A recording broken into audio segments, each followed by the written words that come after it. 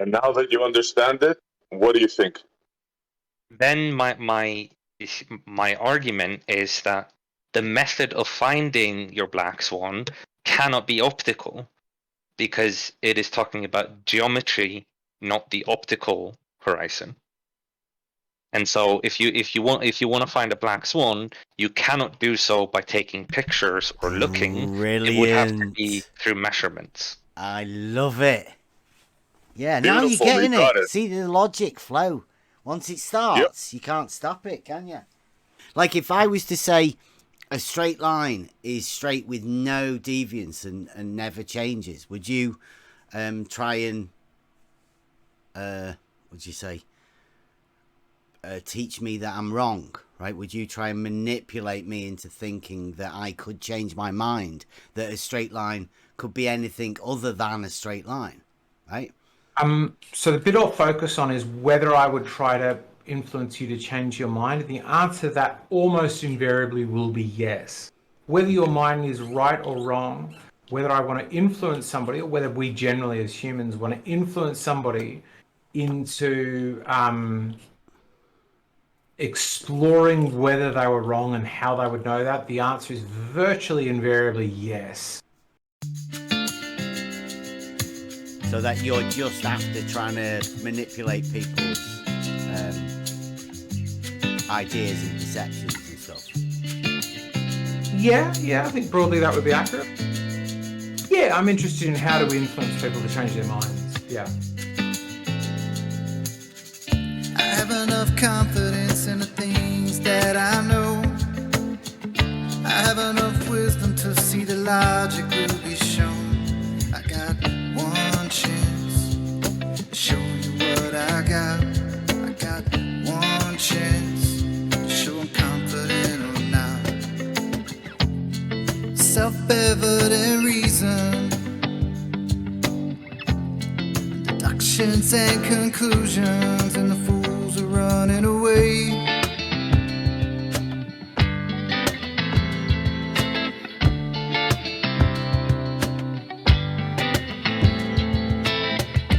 It's not what you say, it's only what you can prove. You better watch your step, you better mind your P's and Q's. You got one chance, show me what you got. You got one chance, show you confident or not.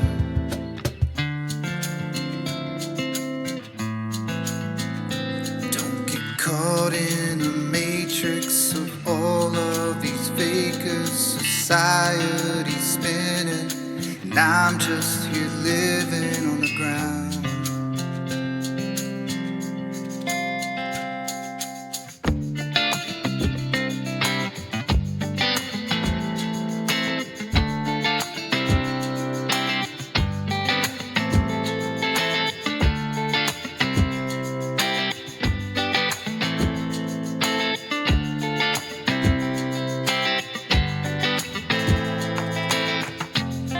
Self-evident reason,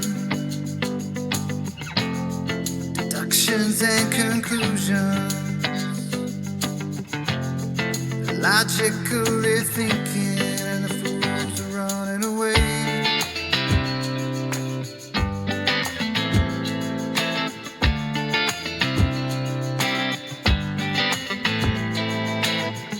You're flipping over backwards to show me where you think you are.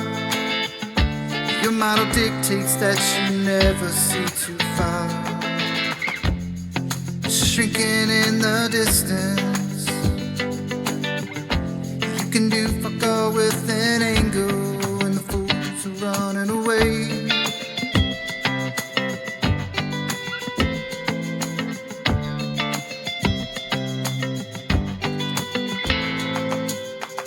But my sort of the field I work in is more about psychology and persuasion, particularly more than psychology. So I work with developing the way people speak and influence others. Mm-hmm. So less so about like whether the earth is flat, more so about how do you convince somebody to change their mind. Right. my interest in the whole thing. So that you're just after trying to manipulate people's ideas and perceptions and stuff. Yeah, I think broadly that would be accurate. I think I would argue we all do that. That's all humans. Anytime we're conversing with somebody, even if we're trying to purchase something at a shop for its stated price on the shelf, we're still engaging in persuasion. It's just that sometimes people call that manipulation, and sometimes people call that influence, and sometimes people call that something else. Okay, But so yeah, whatever you call it, that's what you do. Or that's what you're interested in, rather. Sorry. Yeah, I'm interested in how do we influence people to change their minds. Yeah. Okay. How do you influence people to change their minds, or more importantly, change their behaviour? Right. Why do you do that? Good question. I think we have, all of us are fairly, all of us, the vast majority of people I meet are good people and hold their ideas or beliefs or worldview for good reason, but they are invariably divergent, and the best way to sort of sort through what is quote unquote right and wrong, or effective or ineffective, is by challenging, is by sort of pitching one idea against another in battle and seeing which one wins. And the problem is that regularly results in argument and name calling, or ineffective methods that, rather than change minds, entrench minds in a particular worldview. Yeah. I'm sort of similar, but I use logic and geometry. Sure. To get the proofs, right? You wouldn't try and influence people on that, would you? Would you, like, if I was to say a straight line is straight with no deviance and never changes, would you try and what'd you say, teach me that I'm wrong, right? Would you try and manipulate me into thinking that I could change my mind, that a straight line could be anything other than a straight line, right? So the bit I'll focus on is whether I would try to influence you to change your mind. The answer to that almost invariably will be yes. Whether your mind is right or wrong, whether I want to influence somebody, or whether we generally as humans want to influence somebody into exploring whether they were wrong and how they would know that, the answer is virtually invariably yes. So you'd say it would be wrong, would you? Would you automatically take the position that me saying a straight line is straight would be wrong, and you would try and influence me, either good or bad, to think that it would be possible to have something different? I mean, is that the particular area that you're dealing with? Because I didn't say that. If I meant that, I would have said that. Okay. What I mean is to hold our ideas lightly, is how I put it. So whether it be about, like, one of the interests I often focus on is how we use language, and language to each of us as we use it and as we hear it seems super, like, rigid and particular, or struggling to think how else to put it, but like, when I mean X, I mean X and nothing else. Could you not be convinced that you might be meaning something else? Sure, yes, absolutely. That is some of what I find fascinating and wonderful about life, is that we can think we are both talking about the same thing, and that we are in fact not. That when I say dignity or love or flat or straight, I really super clearly understand what I mean when I say it. And I think generally a lot of us humans make the mistake of thinking, well, therefore they understand what I mean when I say it. And by and large, we don't. By and large, we sort of deal with this messy realm of not quite understanding the world that's in front of us, but even worse than that, not quite not being too crash hot at explaining it to one another either. Yeah, well, like Ruhif, when Ruhif says definitions are meaningless, it's like that. It's like whatever the definition is to you is relative just to you, right? That's what you just explained there, right? You can have your own ideas of what you're talking about. No, you did say you can have your own ideas about what you're talking about, and it's clear to you. But it's not always clear that other person is thinking the same thing, right? Because yes, that bit I agree with. The definitions are relative to the person that's thinking it, right? Yeah, so I do agree with that. So, and this is a fascinating thing. You said definitions are meaningless, and I said no, and then you said two other things that I did agree with. I said Ruhif says. Don't say that I said it. I said Ruhif says. Definitions are meaningless. I do not say that. Take a breath, Brosephine. I think definitions are meaningful. That's what they're there for. So do I. Okay. Yeah, I didn't say that you said that. I said, regardless of what just happened, you made three statements. The first one I disagreed with, and then you followed up with two more like I would agree with them, like they both comported with the first, and I agreed with the second two. But to me, definitions are not meaningless. In fact, I would say definition, by its very definition, is meaningful in that it is the meaning by which we give to a word. So to suggest that they're meaningless, to me, in this context of the discussion we're currently having, would be a ridiculous statement, which is why I didn't make it. But... and this is some of what I'm fascinated by English as much as it is persuasion, is in some context that statement could be true. Very much understanding the world and the language we use to describe it is contextual. So like if it comes to something objective, like the shape of the earth, definitions in that case are meaningless. Whether I define X as Y or Y as B or married as a married bachelor as a thing that's impossible, that has zero bearing on the geometric proportions of a physical object that pre-existed my place on this planet, right? So in some contexts, depending on who you're talking to, in certain circumstances, lots of different things, seemingly contradictory things, can be true. And that to me is fascinating. But also like the understanding of what somebody means when they say what they mean. Because too often we play the game, so what you're saying is X, and so often what you hear the other person say.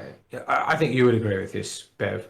When somebody says, so you mean X, what you hear them say in place of X is so rarely an accurate description of what you really think. It's usually some sort of weird, clownish parody of what you just said. At least for me, it often is.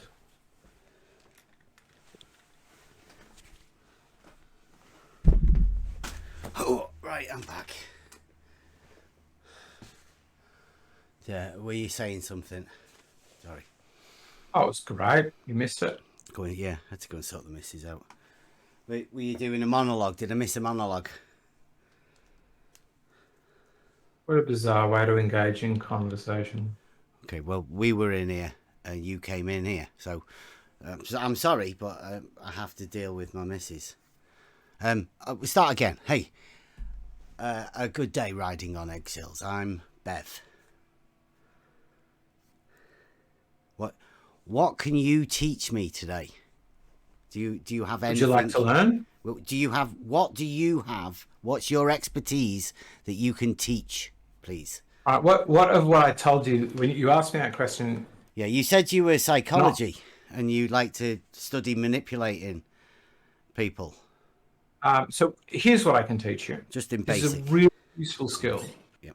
When people tell you and this is generally, but there are certain particular realms in which this is more useful than others, is the skill of avoiding misquoting other people by using exactly the words they use.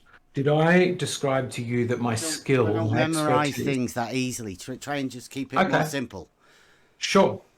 This is what I'm trying to tell you. Did I say to you that my expertise is in manipulating people? You said you like to study the way people can be influenced. Well done. Yeah, much better. Okay. Not quite what I said, but you better. have no other skills, right? That is your only thing, right? That's what you do in this arena, right? So let's back up. You study it. Or do you actually try and engage? So let's back up. So the skill I want to share with you, when you said what skill can you share with me? Yeah. I can share with you the skill of describing people to themselves as they would describe themselves, is how I put it. Which is up to you whether you engage in it. So you tell people about themselves? Is that what I said? Well, I'm just trying to get it. Like, what did you say? Sure, Come on, give us it again. Yeah. More simply. So no. So here's the simple skill. I say a specific set of words, and when you say, so what you do, try to match as exactly as you can those exact words. Repeat as exactly as you can those words. That's the game. That's the skill that I want to share with you. It's like a Simon Says. Yeah, kind of. Yeah, very similar. Right, I'm not engaging in that sort of same. I'm not playing childish games. What can you sort of help us with in anything? Can you influencing other people to understand what you say or think the same things as you, or whatever you want? What do you want? It's a better question to ask then. What do you want? Describing people to themselves as they would describe themselves is how I put it. I want to know what you think you can help us with. Right. I think I can help you with influence. Would you like to be better at influencing? Describing people to themselves as they would describe themselves is how I put it. What do you mean by that? Influence people. What do you mean by influencing people? Good question. That's a reasonably well asked question. So whether it be to support you, whether it be to understand you, whether it be to hypnotist. I've studied hypnosis, but it's not so much my focus for a variety of reasons. Mainly because I find it a wee bit cringy. But like let's say you wanted to be able to, if you bumped into somebody at the supermarket tomorrow, and they engaged you in a conversation about the shape of the earth, how could you leave them with a thought that they went home and thought about and searched up your videos such that they flipped over to your way of seeing things or grew your profile? Or I'd say, why are you talking to me randomly about the shape of the earth in the middle of a shopping market? Exactly. Describing people to themselves as they would describe themselves is how I put it. That's why I'd say. So I don't need your help for that sort of thing. Fine. That's why I said. Why I said. What do you want? Yeah. Because if I'm saying, so if that's all you can help us with is how to influence people, but no way of knowing how to influence them in anything. You just think you can influence people to change their mind, whatever their mind is set on, right? Describing people to themselves as they would describe themselves is how I put it. You just sound angry to me. I don't mean to anger you. I'm not. The first thing I said. Don't mistake my talking with anger, because you'd be getting it very wrong. Very wrong. Okay, that's great. I'm glad I've got it wrong. Describing people to themselves as they would describe themselves is how I put it. Because that means we understand one another a bit. Mm-hmm. That's the reason when you said, "What could you help me influence?" The first question I asked. So easy now. Just let me say a thing. The first question I asked you was, what do you want to achieve? If you don't want to achieve anything, or you don't want to achieve the result of influencing somebody in a supermarket, then I won't help you with that, because you don't want that help. Which is why the first question I asked was, what help do you want? And if you, exactly. So if you don't need my help or want my help, then what am I going to be able to help you with? Nothing. Yeah. Nor do you want it, nor can I provide it, which is fantastic. We're of an accord. Mm-hmm. It's wonderful. But it's a weird thing to say, what can you help me with? And then when I say, what can I help you with? You say nothing. It's like, well, therefore you already knew the answer. I always ask everybody what they're best at. And you say you're best at helping people influence other people. Yes, I'm very good at it. Very good at it. Right, within this arena, then, we're in. I don't. People don't pay me in this arena, so I mix between debating and discussing. But if you want my help and you have a specific goal, then I can help you. Otherwise, we can have a discussion. Okay, so the only thing you're doing is to help people influence people, but you have no other expertise in this arena other than helping people to influence people. Here's a suggestion to you. Ask me that as a question rather than making that a statement. I'm making done, statements I'm about done. yourself, that's fine. I have a quick question. Harry, how could you convince me right now that that's your expertise?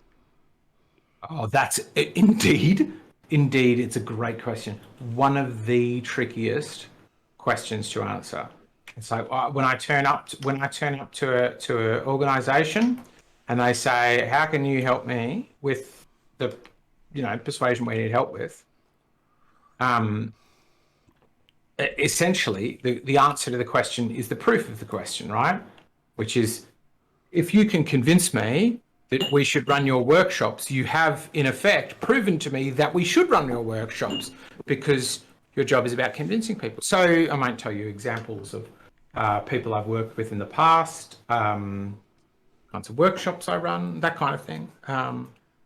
But it is difficult. It is difficult because people get mixed between what they enjoy doing, which is quote unquote beating people in conversation, which I also very much enjoy doing, but doesn't typically work at changing people's minds. Sophistry. No, it's the opposite of that. But is indeed the opposite of sophistry, not having any expertise and just being able to try and influence people to change their minds. I don't know. That's not what I said. If you want to say that, that's fine. But that's not what you were saying. I don't know. And this is exactly one of the main skills I teach people. Listen to the thing that the other person said and respond meaningfully to exactly what it was that they said. Which noticeably, don't get angry. No, I didn't. Okay. Which noticeably, Copernicus did, and you didn't. One of the two of you, as a result of that, is more enjoyable to discuss things with. And as a result of being more enjoyable to discuss things with, more or less likely for me to want to align my views with theirs. Whereas if somebody says to you, Bev, so what you're saying is X, and what X is totally opposed or like couched in really negative connotations. Mind you, you entered this room. We were in here. Yeah, sure. Okay. Yeah, I came in this room. I'm not sure what that means. You came in to engage, right? Now you're telling me. So I'm not here to not engage. I don't know what inference you took from what I said, but it wasn't whatever you were thinking. I get that you're very excited, but you sound like you're trying to influence people. At the moment, no. I'm just speaking. If unsuccessfully, but yes. What am I trying to influence? I mean, the main question before you ask how or whether you're influencing, first you need to gauge what are you influencing. What in my opinion. Yeah. What's your goal? Which is the same reason I asked you what's your goal. Bringing is what I said, and I didn't say that. To influence people. I didn't say that. I said, what is your goal? I was talking about what is your goal. You asked me what I brought. What's your goal? A decent conversation. Sure. Yeah. I find you less capable of that than other people here. Mm-hmm. There's that manipulation right there. Mm-hmm. No, that's straight up criticism. Yeah. I don't know how well you're doing. Should we do marks and how well you're influencing people? Well, you'd need to know what I was trying to influence, wouldn't you? Well, you'd be influencing me to change my mind. No, because right there, you're even trying to influence on the fact that he's trying to tell you that you're trying to influence, because you're trying to say, no, you can't know if I'm trying to influence because you don't know what I'm trying to influence. Yeah. This is exactly it. I could have influenced you to say that, though, couldn't I? Yeah, you could. How do you know? Exactly. Now we're getting into it. No, we're getting into a bullshit realm of fucking fantasy, which is the point. Okay, easy, Tiger. But yeah, this is what you're getting into. There is immediately a challenge, which is how would you know if somebody's influencing unless you know what they're trying to influence? How would you know if they're being successful? Because take the car dealer. he may or may not be being really shit at selling that car. But like I criticized the guy that sold me my Hilux. I got a Ute recently. To my always the cars. To my to my stepdad, my partner's father, and I was like saying why he could have easily upsold me to a better version if he'd have just been able to talk about it a bit better. And he said back to me, he's like, you just don't understand what they're trying to influence, because the difference for him, if he sells you one car versus a different car, is so minimal, versus if he just gets that car off the showroom, regardless of what car it is, his whatever you call it, at the end of the month, his commission at the end of the month is pretty similar. So he's actually not, as you think he might be interested in selling you a better car. He's actually not. He's more interested in selling a volume of cars. So because I didn't understand what he was trying to influence, which is whether I buy a car or whether I buy a expensive car, suddenly my ability to determine whether his influencing is good or bad is totally bung, right? Because it's based on a mistaken apprehension that I know what he's trying to influence. Mm-hmm. So what are you trying to influence then? Now you're onto a good question. No, it was a malformed question, right? No, it was a good question. Mm. I'm not. You're not going to answer. Chats. No, I'm not really trying to influence anything. At the moment, not at the moment. I turn up here to play my games and listen to people chat. If nobody's chatting, we can chat. But I'm not at the moment trying to influence you of anything really, except you're trying to influence everybody else that I'm not worth talking to, right? Forget about that one. No, that's definitely not true. No. What about trying to influence everybody else that I'm a flat earther when I've said I'm not a flat earther? Would that be? Well, I just think you're being dishonest about that. So that would be one of the things you would like to try and influence people with, right?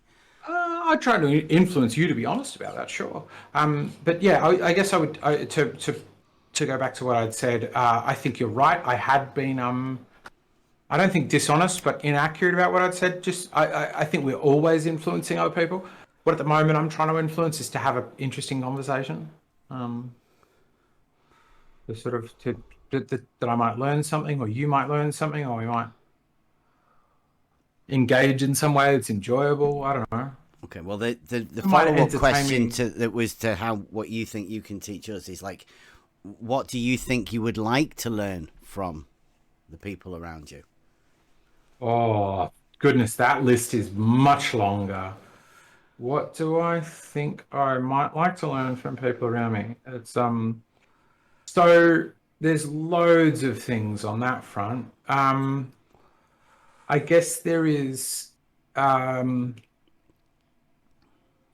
to debate or discuss well, how other people with whom I disagree vehemently construct their thoughts or change their minds, particularly change their minds, and how it is that they understand the world, because it's so vastly differently. And some of it that is much more at the back now, but was at the front before, was, are these people with whom I disagree, are they potentially right about this?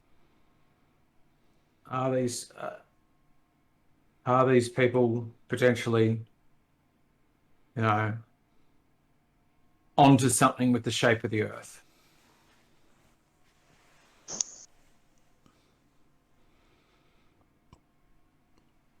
So can I ask you a question real quick then, Harry? Yeah, please do. So monologue. I got a bit tipsy, but I'll try not to monologue. No, that's all right. So in your mind, is there any sense to someone believing that there is evidence that the Earth is not a globe? Yes. Yeah. I appreciate that. Thanks. Yeah, because I've been waiting for that for that kind of honesty, because almost 99 to 100% of people who are in this discussion will say there's absolutely no sense to questioning the globe model. And to me, that's dishonest. Yeah. To me, that's just absolutely dishonest. It's stupid for a variety of reasons. One is, on certain days in certain conditions we see too far for the globe model, and that to me is kind of important. But more importantly is like, if you're presented with a model, particularly one that everybody agrees with, particularly one that could in its entirety hold up a hegemonic problematic belief, is there value in questioning that 100,000%? Yeah, like, that's a stupid thing to say. Definitely every day of the week it's worth challenging. Though that, because not even because it might be wrong, but because you might discover things along the way.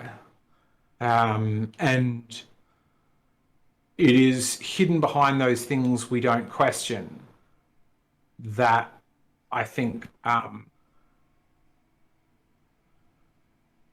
real sort of useful, how would I put it? Like, you can learn useful things from it, even if you're not really. I don't know, I'm kind of babbling. I don't mean to babble. No, I think there's many reasons to. Personally, logically, loads of reasons to question a globe model. I think you're riding on eggshells. Thank you.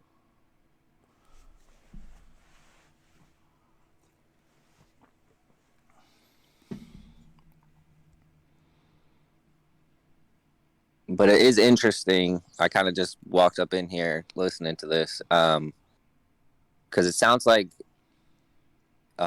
you have sort of a background in psychology or something of that nature in dealing with people and their thoughts. Yeah. I don't want to overstate it. I'm not a psychologist, but I'm interested in persuasion.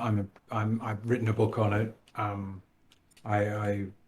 That's what I work on. I deliver training for how people can become better at influencing other people. Wow, that's interesting, that. So you can understand maybe people's curiosity, at least from what I've heard. It's just, people in those professional backgrounds coming into this arena and then using that as a tactic. You know what I mean? Like you were saying, trying to influence others with no experience of the actual argument, right? You just automatically take contrary position. Well, I don't know. I'm just saying. Yeah, like, so you want to ask that. So my hint to you is ask that as a question. Ask that as an open or a... In this arena, what can you offer within this arena? You just said you like to influence people, or you study influence. You've made a book about it. You've done hypnosis. It's kind of angry to me, bro. It's not anger. Definitely not. Okay. You definitely don't know me. So I'm glad. I'm glad you're not angry. Okay. So what is it? What's your speciality in this arena? Yeah. In this arena, most of my interest is in the formulation of the arguments, whether the arguments seem to be logically sound or well presented, or also what are good ways to present either side. Like, I think one of the main things, not main things, but a significant thing I'm interested in, aside from how do you ask questions well, which, P.S., I keep giving you feedback on, you're not very good at, is how do you explain things well. So if you sort of want to present to somebody how ridiculous the globe model is or how sensible the globe model is, do you have a way of describing it that isn't just numbers and statistics? Because numbers and statistics typically aren't very persuasive to people. Showman, you help with people with the way they present everything. Yeah, right? Now you're getting it. Exactly. Yeah, right, how do you present an idea? Okay, but I don't think anybody's ever heard that before. And who do you help mainly? Do you go and help the Globers on how they present their argument? I turn up here out of boredom. Do you help the flat earthers in a way how to best present their? Doesn't seem like you're helping that much. I help anybody that asks me. Like there was a few people when I was over at the 24/7 rooms who were like, "How could we present this better?" I'm like. So who was the last person you helped then? Like so we can get a resume going. Everybody and anybody who asks me as soon as they ask me. So you pick a person. If you want to ask me right now, I will happily have a chat. I just love it that much that once COVID meant that I was working 1 day out of 5 versus 5 days out of 5, I suddenly had a lot of spare time on my hands. I've now got as much time as you want, and I just love it so much as a job that, yeah, I do it all the time. I was running sessions for people in the Chatterbox servers and sometimes do streams. Like, I just love it. It's good fun. Nice. It's fascinating. Are you doing it Challenging. now? Nope. Okay. So you doing part-time or freelance? What do you mean? Oh, sorry. I think you meant, am I doing it right this moment? Right this moment, I'm playing a computer game while talking to you. Sweet. I've heard about that. When you say, am I doing it now, did you mean like my is right now you running a workshop? No. But like, you're exercising your brain, right? Keeping it ticking over while you're playing the computer game. Yeah, I'm doing some dull missions in my computer games. I need something. Yeah. You know? It's a bit of mental stimulus, right? That's why you come to these places, so you can... Plus, I learned so much. Like, I came originally just to, like... I think we all see ourselves as logical people. And so it's like, where could I find people who are open, willing to speak about something that that could engage in those kind of debates and that kind of persuasion, you know, that they are already doing that I can join in and listen to that community. And then, I don't know, I got addicted to it. There's something really addictive about this, isn't there? I think we'd all admit that, isn't there? Turning up and just listening like it's talkback radio, or suddenly switching on your mic and you do realise in. You're talking about you, right? Yes, that's what I meant to be talking about. I'm not sure there was any confusion about that. No, but you if say that's not the case, you love it, right? But you're doing the influencing thing. Do you not love it? I'm not trying to do influencing people. So. No, but do you not love turning up to these rooms and having debates, engaging in discussions? You know, all that good stuff. There's no debates ever goes on around here. They're just conversations. Yeah, there's no debates. They're not debates. Okay, yeah, maybe we've got a different absolutely definition not of the word debates. Debate. Yeah. Okay, maybe we've got a different definition. We of the have word conversations all the time, and we definitely learn stuff. Right. Do you find those conversations addictive? That learning stuff, do you find that interesting or addictive? No, I'm not an addictive type person, no. So you don't... Okay, so how much time would you say you spend coming back to these kind of places? How much time do I spend talking to my friends? Like, as much time as possible. Okay, all right. Is there something wrong with that, or...? I didn't say that, didn't suggest that. I think there's lots good about it. I think anything's bad about it as well. I mean, I think the slightly aggressive way that you're talking to me is constantly learning. If you think it's aggressive, I mean, brilliant. You keep bringing it up. Try and influence people that I sound aggressive if you want. No, I mean, I'm trying to influence you when I say that. I'm aggressive, but I mean, they've obviously never. No, I'm trying to influence you that you might recognise that, as I sometimes do too. I don't mean to be sitting upon some ivory tower saying I don't sometimes mock or deride or. Hey, you know, I'm used to all get sorts. Aggressive. Don't worry about it. Yeah, I think it's understandable. You know, we get excited about things, but people do. Question: the two questions for me is like, what are you trying to achieve? Are you achieving it? And if what you're trying to achieve is like you're nailing it, then go for it. If it's not, if you're not sort of experiencing more happiness or whatever else it might be, it's a question for you. What do you want to achieve? Are you achieving it? Yeah, I'm fine, thanks. Right, good on you. So what do you bring to this discussion then? I want to fire that question back at you because it was a good question. What do you bring to this discussion? Logic. Right, what kind of logic? Tell me a bit about simple questions. Right, what kind of simple questions and logic do you bring to this discussion or community or whatever you want to call it? Well, it's just wherever we are, right? It's just wherever we are. Questions that you've probably think you knew, but you don't. A lot of people. You tell people the simple questions they thought they know, but they don't. Okay. You don't tell people. What is it you don't tell people? I don't tell people things. We just are, right? Do you think? I don't know. When you think of this arena, you think of two different sides, and you influencing one person from one side to the other, right? No, absolutely not. No, 100% wrong. Okay. That's again a question. Would be better as a question. You made that as a statement. When you think you do X right is a really poor influencing strategy. If you did want feedback, that's my feedback. That's a bad influencing strategy. Ask it as a question. Okay, so when I came into this because somebody was obviously vile and horrible and accused me of some horrible things. So I came into it thinking, wonder why they're doing that. Why? And I've still been on the journey to realise that when some people say things, other people get really triggered and offended. So are you saying when I said you're a flat earther, that was a vile and horrible thing and you got triggered? Is that what you're talking about? Or what? Do you tell me what you're talking about? No, I'm talking about somebody calling me a child abuser. Oh, shit. I didn't do that. Who did that?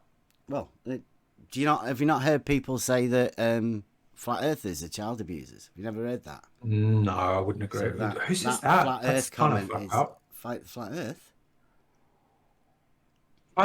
There's loads of people that say that. Yeah, they say once they call you a flat earther, then they have the right to say if you're a child, you have a child, then you are child abusing. It's really weird, but I mean, yeah, that's why I'm here, right? Because I found it really strange that some people would do that, go to those sort of lengths, and then especially when they say, I'm not a flat earther because the earth is not flat. Sure. Literally. Right? And then people still say, well, like you, yes, you are. You're trying to influence people because you think I'm lying when I say that, right? You think I'm misinformed. But I'm not. I don't think you're misinformed. Okay. No, that's not what I think. But okay. You describe to me maybe could you describe to me what a flat earther is such that you are not It's nothing. One? It's not. It's a nothing. So being a flat earther is nothing? Yeah, it's something that's been made up by people. It's a name that people have given other people. I call them bigots because they want to label that group. Then they can say whatever they want about that group. Like, you know. Are you English? Yeah. Out of interest? Yeah. So is that a group given a name given to a group of people? What? English people. Yeah. People who come from England. Yeah. Of course it is. Yes. Yeah. The English. For somebody to say, "Hey, you're English," because I actually am English by birth. Mm-hmm. I've got a British passport. So would it be the same kind of issue to say, "Hey, riding on eggshells, you're English," even if I self-identify as Australian? Yeah, but yeah, that's a group name, yes. Okay, so split the difference for me. What do you mean? So it would be okay to say you're English. Mm-hmm. It would not be okay, as far as you're concerned, to say that you're a flat earther. Split the difference for me. The earth is not flat. And then please describe what a flat earther is, please. So, okay. So I would say it is somebody that says things like water's always level, who doesn't believe the earth is a sphere of 3959, who believes there's a cabal of people who are just hiding from us the shape of the earth, who uploads videos telling people they've been lied to about the sphericity of the earth. Obviously, they don't need to fill all of these criteria. There are many flat earthers who don't upload videos, for example, but conspiracy theorists, for the vast majority of them, many of whom are religious, but obviously, again, that doesn't describe all of them. In fact, most say I'm not religious, have a sort of belief in a creator is how I guess it would be more accurate to say it. But the main thing is they do not believe we live on a sphere. They believe we live on a single-sided object, or one side of a object that is flat. So you've never watched any of my videos then? No, I haven't. Because I don't think I got any of those that you just said then. So from that we can safely say I'm not a flat earther. Okay, you're not a flat earther. Right, okay. So what shape do you think the Earth is? I don't. You don't? Yes. Okay. I'm not obsessed with it. You don't think about the shape of the Earth, or you don't think that it's a shape, or could you expound on it for me so I can understand it? How about this? I couldn't give a shit. You couldn't give a shit about the shape of the Earth? Earth. Okay, interesting. You couldn't give a shit about Earth? Mm-hmm. The people on it, the shape of it? No, I don't capitalise that E and make it a hole, right? The Earth, to me, is just dirt. It's what you plant seeds in. And, yeah, I don't really care. It's not a big deal to me. I just don't. I'm not obsessed about it. I'm not obsessed about the shape of it or anything. I'm just here to say level is horizontal, and I can prove it. Right? Okay, there you go. So level's horizontal. Mm-hmm. So sure, okay. So how would you describe yourself? I would say I'm a baller or a glober. I would never would have until I got engaged in. Right, okay. So if I were to describe it and I could say Bev is English, that would be acceptable too. Yeah.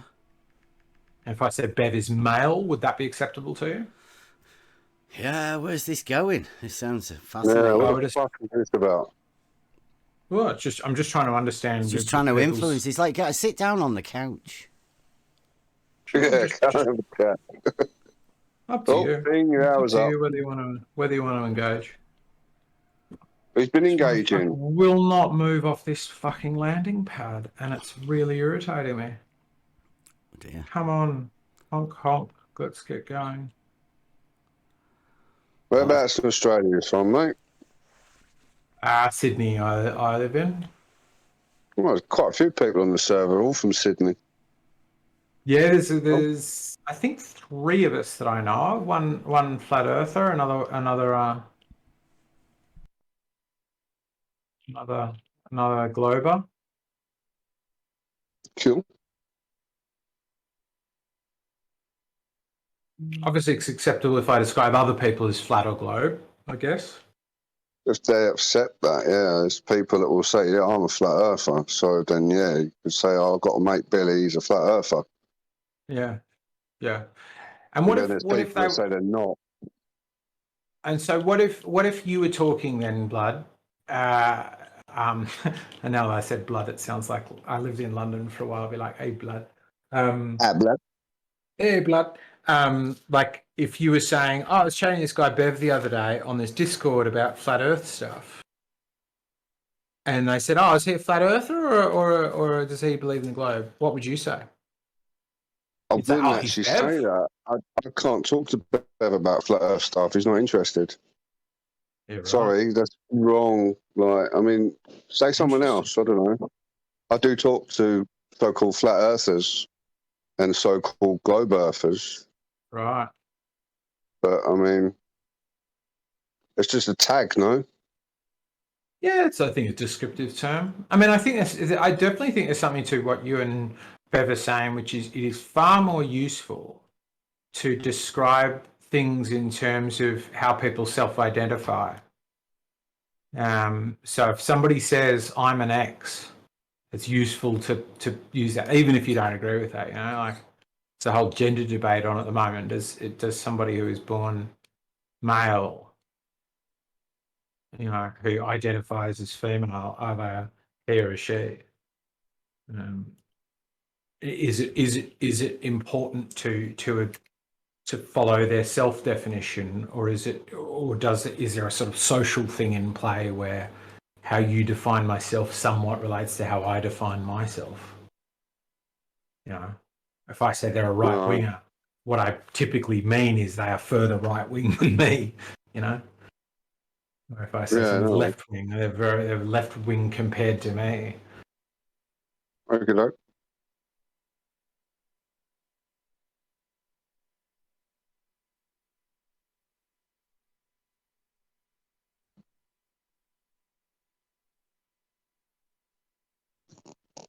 I think people really don't like the idea of training people to influence. I find.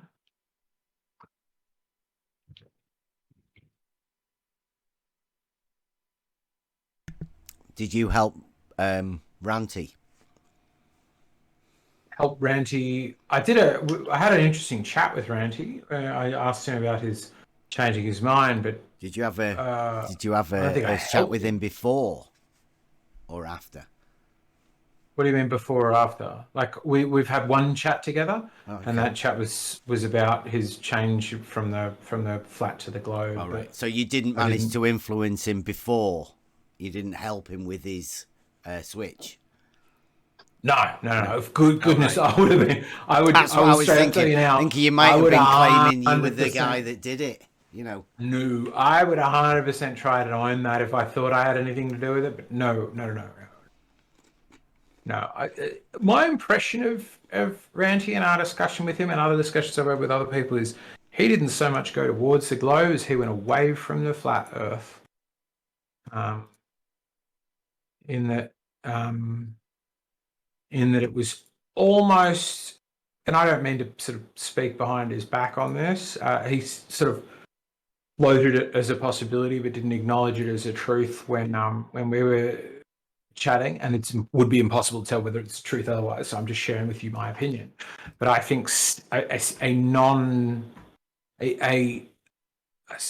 think a significant part of his change has been because he moved away from flat earthers rather than towards the globe model, rather than towards objective things like that, or towards particular globers, or was convinced by a particular person or their argument. I think it was more that... Not cats and his cooperation with cats and the new channel. Oh, yeah, I don't think that was... to be clear, I don't think that was like nothing to do with it. I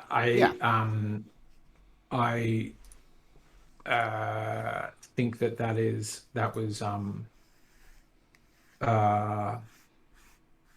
it just sounded like he was having a bit of a rough trot with people from the flat earth community, took a bit of a break, had a bit of a think, and then was able to sort of step back, and as a result of that step back, see things very differently.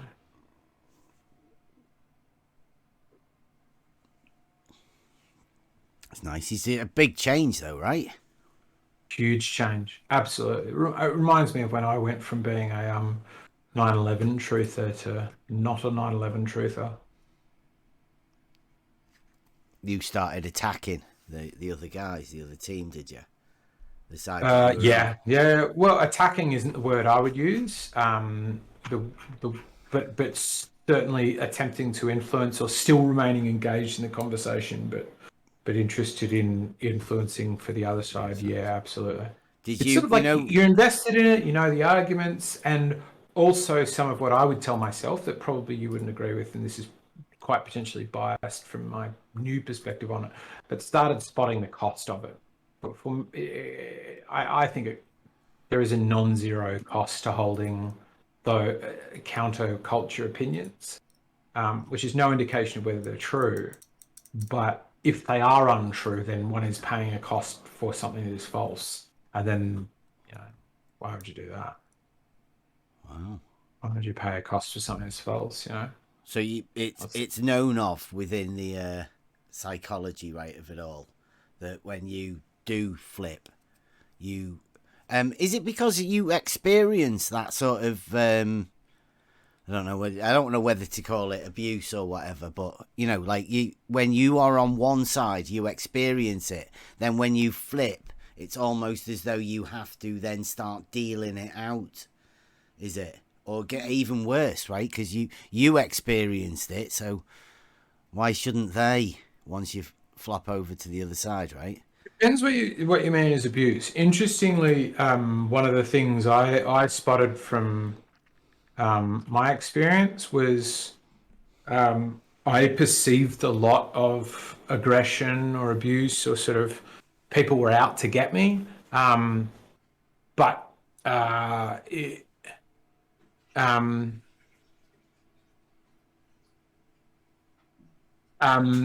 what I realized after a bit of time, that I think is true in a lot of these discussions, is it was actually me being somewhat aggressive.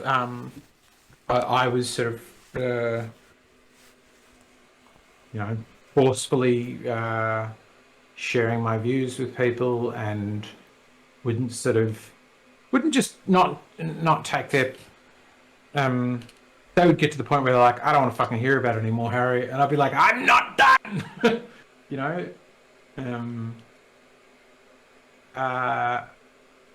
Like I became. That's what I mean about the cost behind it. There was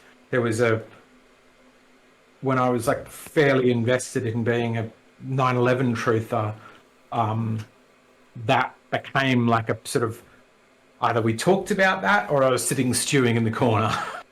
I'd go and see family and I'd be like, I need to talk about 9/11 again. And they'd be like, oh, for fuck's sake, Harry, this again.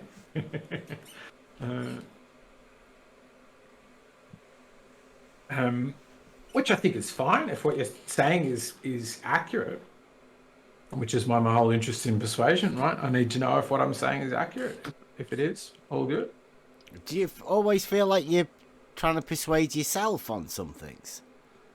I think we're all always persuading ourselves and one another of all manner of things, be it what I want for dinner, or whether you should go out with me or hire me, or whether I did good work in this thing I did for my workplace. I think a lot of life. I think almost every time our gums are flapping, we are persuading.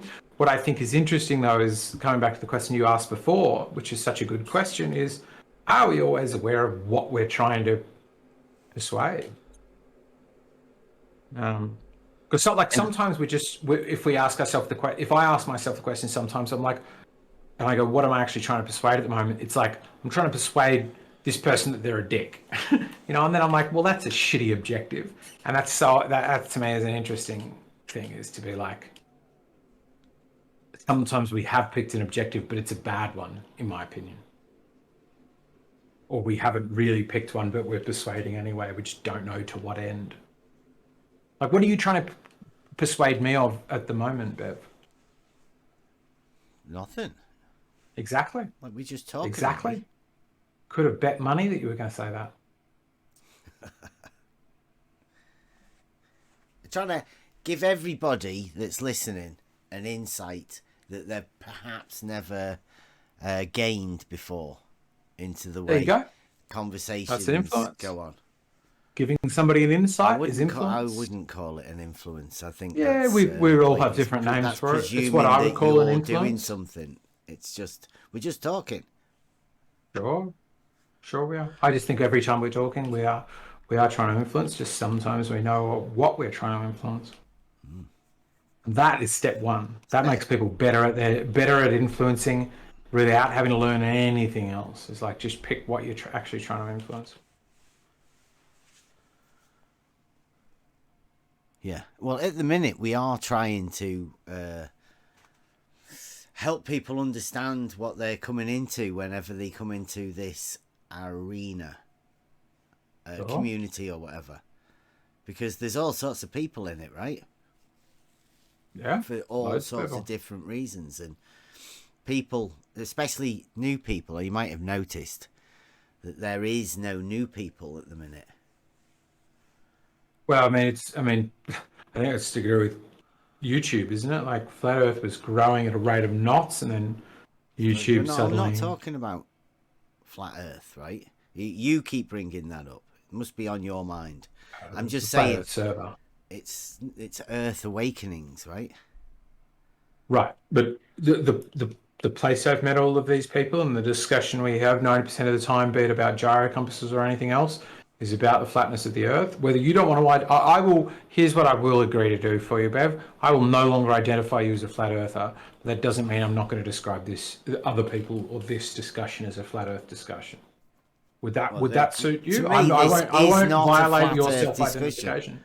Right? That we're No, having. this current one isn't. No, but Right, whether okay. this server is, I would agree. I would say it is. Well, you can engage in all sorts of discussions that you have with all sorts of people. I No regularly doubt on do, this. don't worry. It's a minute part of my pandemic stuck-at-home life. So that's what I'm trying to say. When people come into this, do you assume that they're just coming in for that, or could they not just be coming in for a discussion? I mean, you can go to a million different places for a discussion. So yeah. the two are not mutually opposed, are they? It would be very weird for somebody to come into a voice chat, the VC business, and not be here for a discussion, wouldn't it? So obviously they're here for a discussion. A discussion about what? About vegetarianism, the sort of permaculture, about political issues, About influencing people. The existence of God. You know, there's certainly many things we might discuss, but the main one for this server, the main place I know all of these people, the observations that they go out to do, is usually about the shape of the Earth. Not about influencing people, then. I think that's what we're doing, but like I've said, most of the time we're flapping our gums. Pretty much all the time we're flapping our gums, we are influencing. Yeah. So yes, influencing people about trying to have them, you know, agree with our view about the shape of the Earth, I think is what a large number of people come here to do. And also to sort of flex their muscle and learn new things and have a discussion with, you know, a bit of a debate, Do you all have that stuff. anything tangible? Do you have anything tangible? In a way to influence people onto your opinion of the shape of the Earth? Describe for me what you mean by tangible. Well, just some sort of evidence, right? You know, something that you can bring to the discussion other than you just trying to influence people. Do you have any way to influence them with anything other than rhetoric? Yes. Go on, what's that? Loads of things. What do you want? Start at your best one. Oh no, wait a minute. Sure. Start at your worst one. I don't want you to ruin the worst one would be refraction. The toughest one would be refraction. The word refraction. The worst one would be refraction. Yeah, but what do you mean by refraction? Or is that why it's the worst one? Because you just have a word. In that people reliably make observations at a distance over water, particularly on warm days, that show that we see too far. I would say that is 96% of globe proof, sort of flat Earth evidence. I know you're not a flat earther, but I'm... What is it? Did you just give evidence then for one of the most ridiculous arguments I've ever heard? You asked me for my weakest one, so yes, I did. But did that you was want the strongest one, or which one did for you the globe? Did you say the weakest one is refraction? Yeah. Okay, and the fact that you see too far. No, that's the strongest for the flat Earth. Oh, right. So no. Right. Wait a minute. It's the worst argument for the globe, but you still have to mention flat Earth. Right, because... No, I'm just asking you for because you're trying to, don't forget, you're trying to influence. Oh, is that part of influencing? I get it. Steel manning, yes, yeah, absolutely. Okay. Steel manning the other person's view so that you can present their view. Right. Who's other person? Though? You're talking to me. Right, but I'm not able to talk to you because you won't describe your view on this opinion. So I have to sort of generalize about people other than you who I would describe as flat earthers, which is not you. I'm not talking to you in this moment because I'm not able to, because I don't know your position on it, because you refuse to give your position on it. Right, okay. But the weakest evidence for the globe is refraction, in my opinion. Okay, and that you consider refraction as seeing too far. I think refraction is the rebuttal to the question that Flat Earth asks, which is,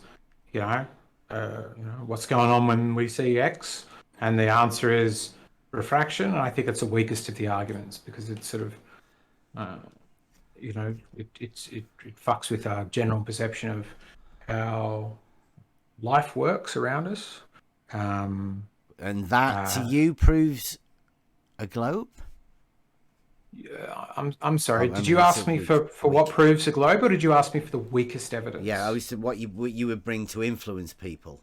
It was the no, you didn't ask that question. Do you want that question? It's like, yeah. What evidence would you bring? Tangible evidence.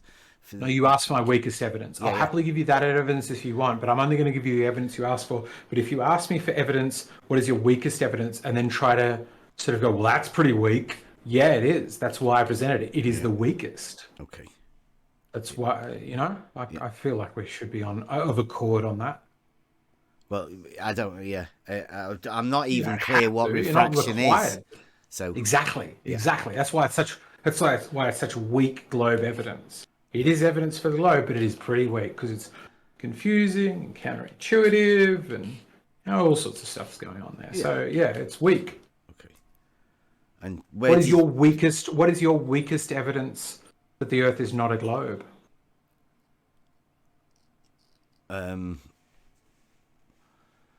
I'll probably do something like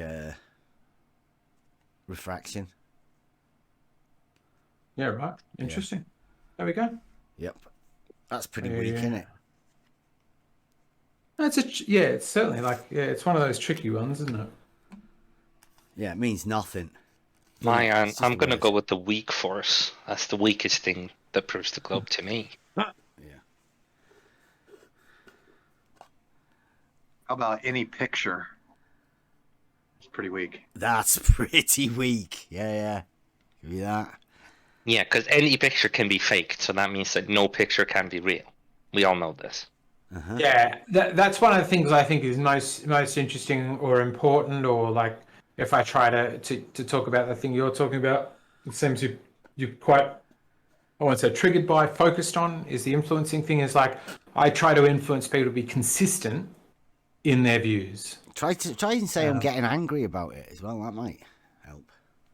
You seem focused on it is what I think would be maybe something we could agree on. I just try to influence people to be consistent on their views, that if they say a photo is bad evidence, then to be consistent on that is a photo remains bad evidence, even if it's evidence for me. Whereas I think what is all humans is, photos that comport with what I expect, those are good photos, but photos that violate what I expect, well, those are bad. They're just there to look at, aren't they, photos? Well, the thing is, I think you can determine really useful things from photos, right? Did you hear Rupert this morning? Drawing lines. If I take a photo of myself and my hair looks shit, I can reliably guess that my hair looks that way, and go, well, it could be refraction that makes me look like I'm balding. But it could again be the photo that demonstrates that I'm balding. I mean, eggshells. Like, the thing is, if we want to talk about a picture like the Black Swan, well, pictures are great, but when we talk about a picture that's the picture of Earth, no, that's CGI. Exactly. We've got to remember to be selective about which pictures are okay to use and which are not. Really? Yeah. It's just pictures, right? Exactly. They're just pictures. So there's no need to go off into something that we've all agreed is pretty weak evidence, right?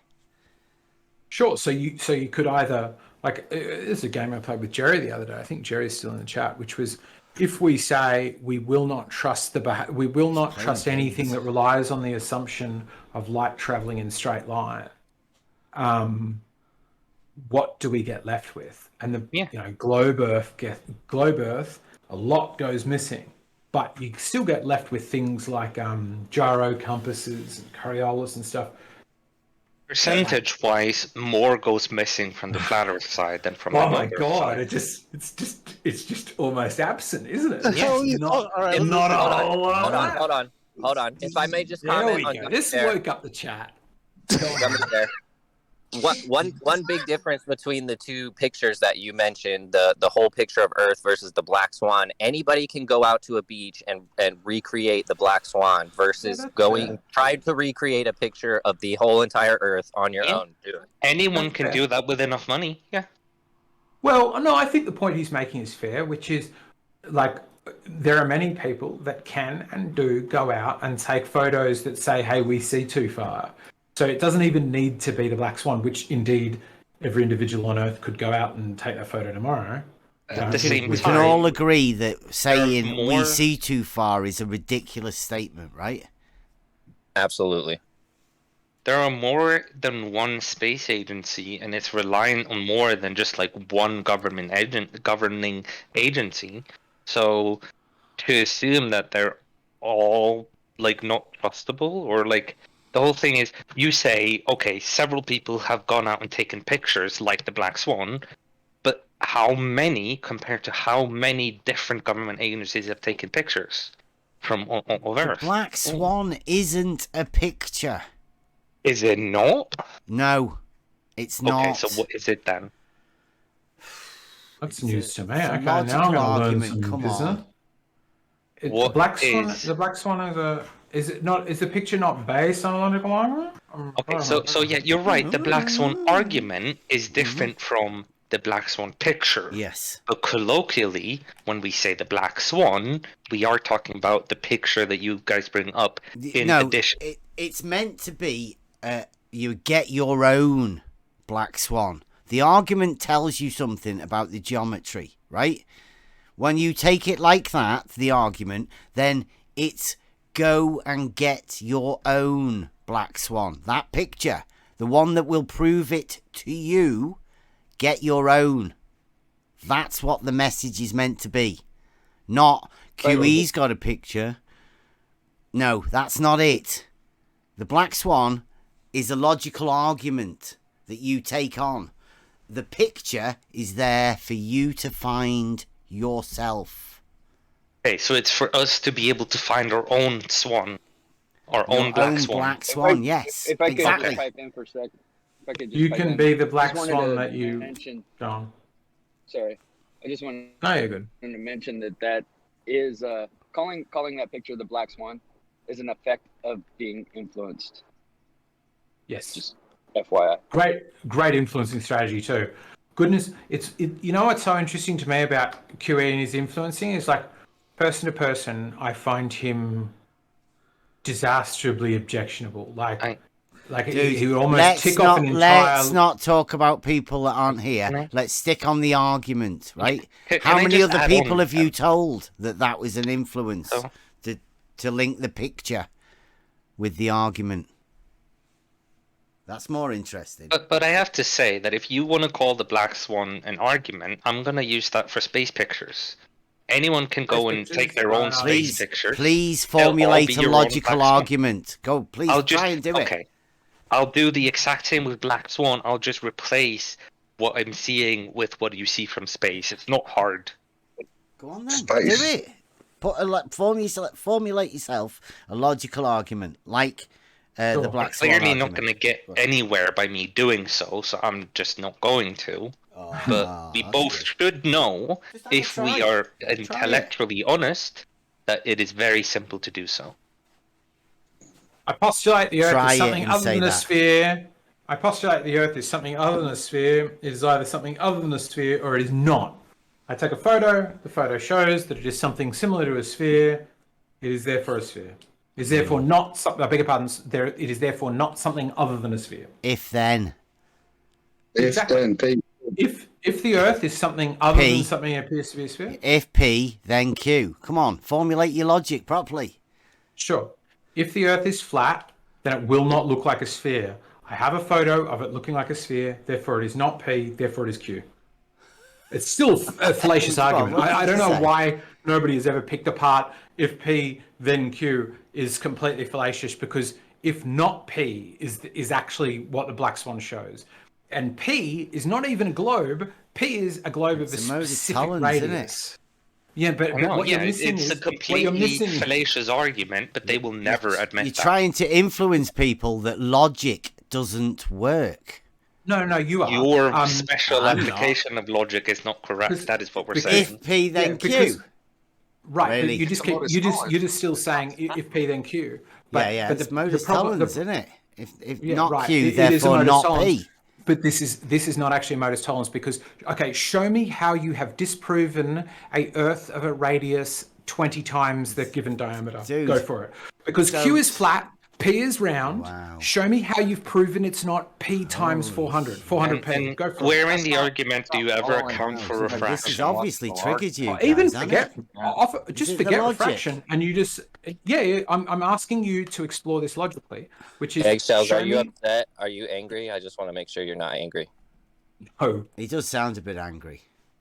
no, I Yeah, get so- excited. so- I get excited. I get Instead excited of- when I'm on a good point. Instead of addressing the argument, you're trying to say that he sounds angry. This just shows what you guys are doing mentally right now. Yeah. Right? Is he trying to disprove- influence us? Is Wait a this? minute. Is he He taught just you that? said.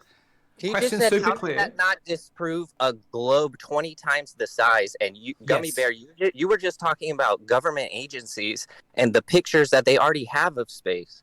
So if they already have pictures of space and they already have a known size, what are you talking about 20 times the size? So government agencies are P or are they Q in this? Could form that government agencies business into a modus tollens for me because it seemed you were interested in hearing a modus tollens argument. Go for it. Wow.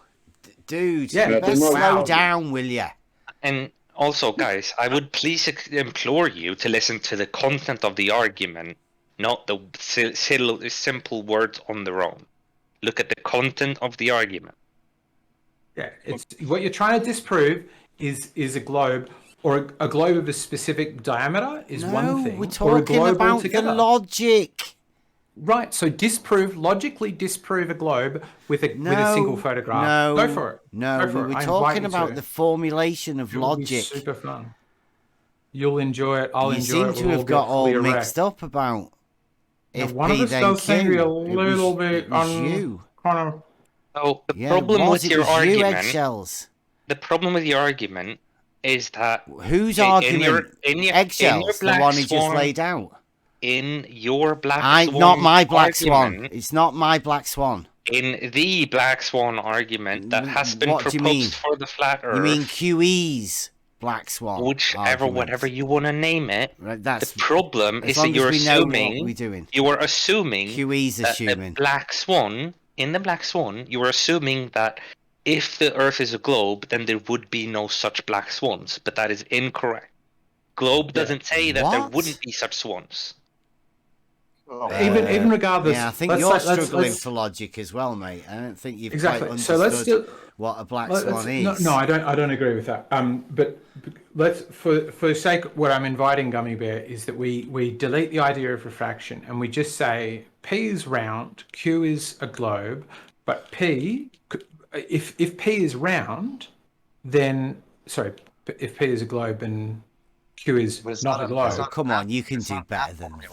that. Yeah, I'm stumbling over my words. You're fine. I'll get there. If you're okay. I mean, if you take objection to the fact that I'm stumbling over my words or the formal It's if construction P of my then argument, Q. I guess No, it's two please, different things. please stumble over your words, but what I'd like for you also to note is that if you're going to say that the radius and diameter is not known, then all government agencies talking about they've been to space and we've taken pictures of Earth are tossed out. It is Sure. true. That is possible, but to describe how that fits into the if P then Q argument, because it seems that what you do is you go, well, if it's not exactly this given radius, then it's Q my given non-radius. But but it's an invalid conclusion given the argument given. Use the P then Q rather than going off to talk about government agencies must have lied to us. Just go.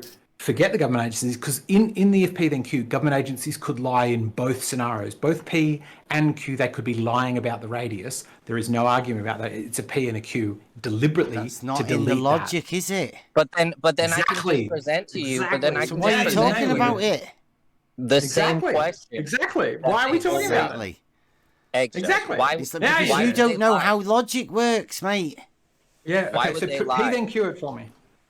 What? Why would they lie then, Eggshells? Is that the P, or is the lying the P, or is they the Q? Describe for me in the if P then Q modus tollens thing. Which one's the P? Which one's the Q? Who's lying? Like, square it for me. Because P is curved, Q is flat. I'm really clear on that. I don't understand who P and Q is in your modus tollens. So put it to me in modus tollens so I can understand it logically. It sounds like it's getting confused between a math formula and a logical formula. So this is what I would describe is a issue, which is you will flip between using logic. A modus tollens is a great way of wading through logic, and then discard the modus tollens when it doesn't seem to work. I'm inviting you to continue to use the modus tollens. That would be consistent and an indication that you are nailing it when it comes to the whole logic business. I will give you then. So in the original, in QE's version, the P then Q is if P, the Earth is a globe, then Q, the horizon is a specific distance away. The problem is that is already a fail. That P equals Q is not correct. You've already failed step one. It's a modus tollens. And why is it incorrect? Because nothing about the globe model, what's the word? When something never happens, what's the word for that? I'm sorry. Precludes the nothing about the globe model precludes seeing a horizon further or closer than a specific distance because refraction is a thing. That is why that P then Q argument is fallacious. It does not take into account the true P model. Yeah, he didn't mind his P's and Q's, did he?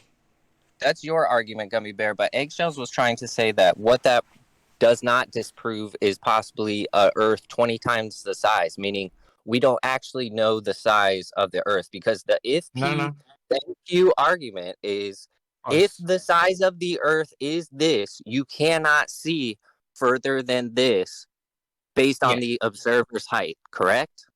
Yeah, and that is incorrect already. But yeah, I get what you mean, how it's different to what Eggshells presented, but it is still very closely related.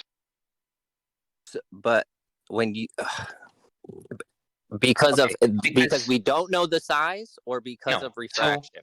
Because the thing is, we're missing my point.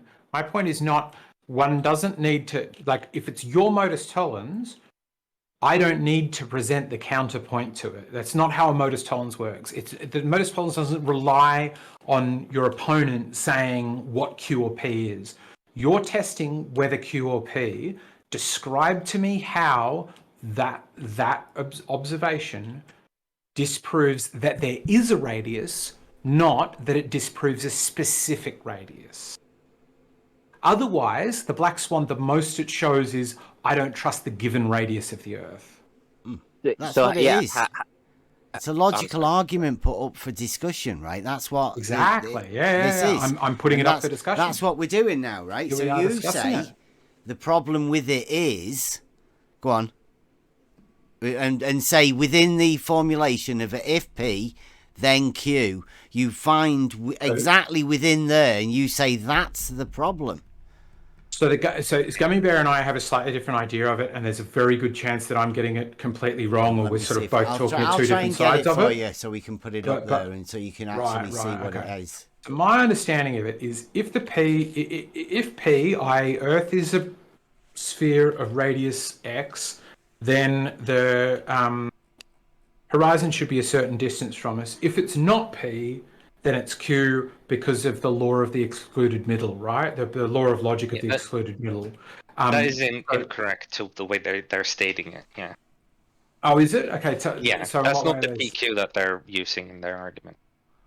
Well, can I, rather than you correct it, Gummy Bear? Could somebody else here correct it? Because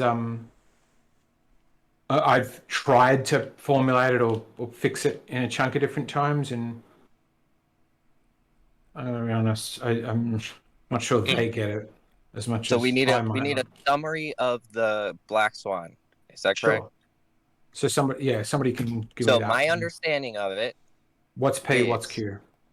if the Earth, P, is a radius of a certain distance, right, that we know, a known certain distance, then the horizon can be no more than, and I don't know the exact numbers, but it's a formula, times 1.22. 1.22 miles times the observer's height, right? Mm-hmm. Is that correct? So Yeah. they did it. I'm with you so far. And then So they what's the did it. Q? If not P, then what is the Q? The Q is the horizon distance. Yeah, no, so it's if P then Q, as in if globe is around, then horizon this. So Q Right. is what you It's see in the on live the stream horizon. now if you want to P is put it up and have a look at it. That's exactly as he wrote it. I'll get you another one that I think that comes straight from his spreadsheet. Oh well, that one there.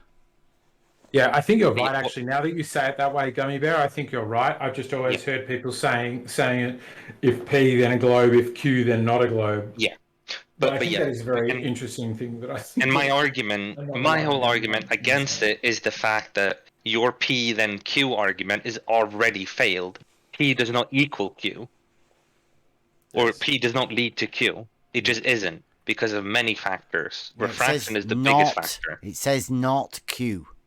That it's a modus tollens, not Q, negating the consequent.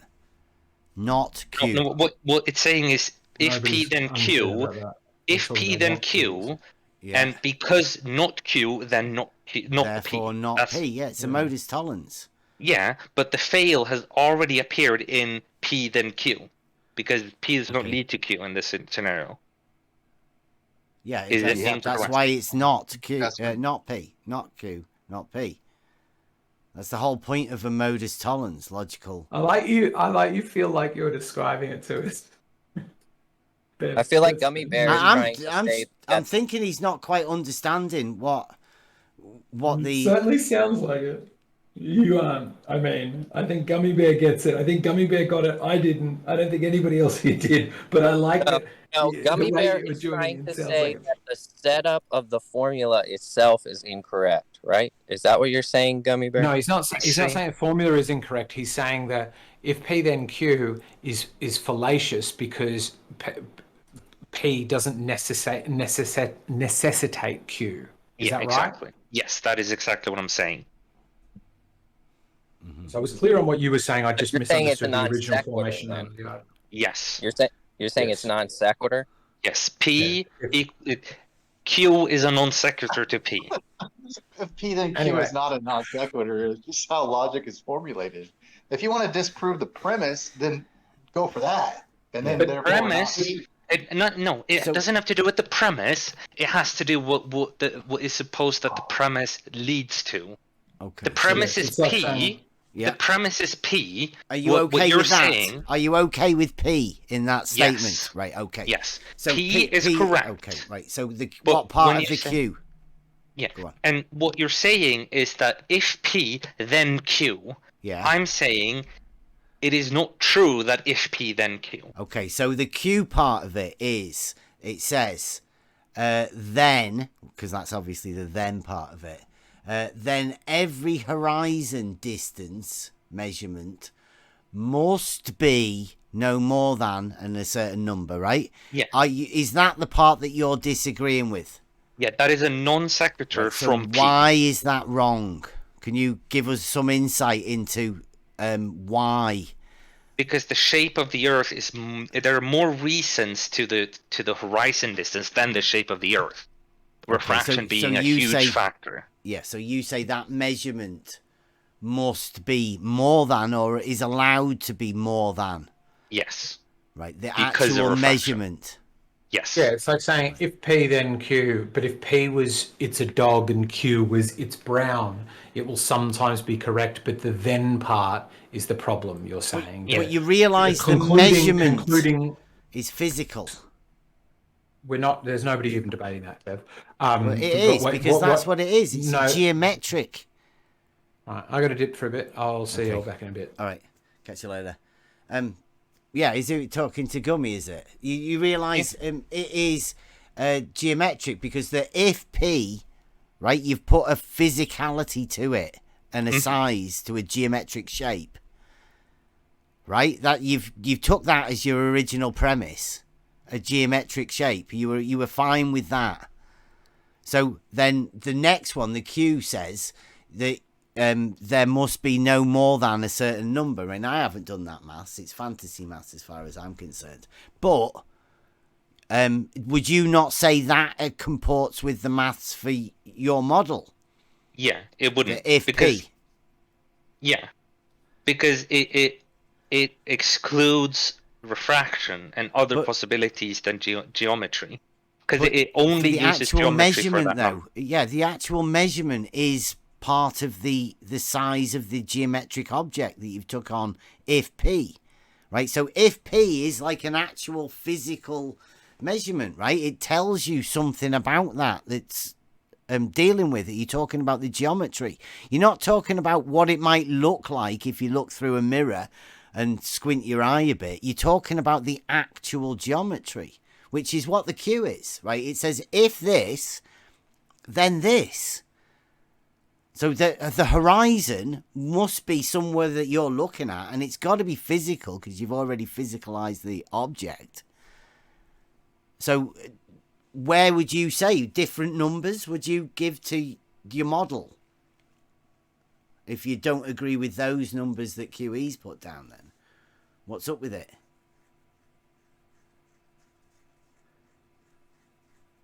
Does okay? So in the wording of QE's original, does it say that the horizon should appear 1.22 miles times the observer's height, or be at 1.22? Yeah, it says it must be no more than with the physical measurement number.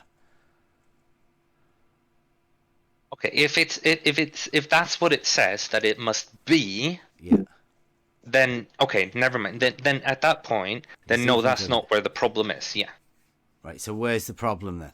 So then the problem would be in the part where you go like Black Swan, like look at the picture and say, in this picture the horizon isn't at that location. That's where you've been influenced, right? It's got nothing to do with the picture. This is just a logical argument. So you either disagree or agree with the logical argument, right? Then, like I said earlier, the Black Swan, the actual picture is up to you. If you can go out and you observe the horizon being further away than it should be, right, according to your model, then you will have gained yourself your own Black Swan. You won't be relying on anybody else because you've already formulated the logical argument to give you the proof, right? This is where you make your proofs within the logic. Okay, but the method of finding the Black Swan is optical. It's up to you. That's yours. Can we get a wait? Can I understand and maybe get a concession, Gummy? Did you then just have an argument about something that you misunderstood? No, I had an argument with a different way that people has been proposing the Black Swan argument. Because that is how many people, most people don't put it out the same way of without the picture, you have to find your own picture. It is merely the argument itself. Right, but see, this is the first time I've heard that. Well, okay, well, all right. I suppose if this is the first time, because this is what Bev has been arguing for a very long time. So his argument has always been contrary to what it seems like you came in armed with. So you came in armed, and from the start of this conversation today, Bev said exactly what it was. So you didn't hear anything until just 2 minutes ago when you said, oh, if you say it that way. But that's the way he's been saying it the entire time. I wasn't here at the start of this discussion, so maybe I miss it then. But that's not like the first time I heard it was earlier. I've been when he was talking to. No, I've been in chats with you before where we've talked about the Black Swan, and you came in, with your arsenal against that argument, and and from what I remember, it doesn't really matter, I guess. The last time we were in Brandon's and Bev was there and you were there. So it seems to me that people are just not listening to the logical argument. Yeah. I mean, I've just never heard it, or maybe that's my fault that I haven't actually like listened close enough, but I've never heard it worded that way before. And maybe that is my fault, but I just haven't heard it worded that way before.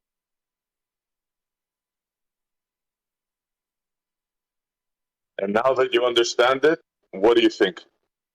Then my argument is that the method of finding your black swan cannot be optical, because it is talking about geometry, not the optical horizon.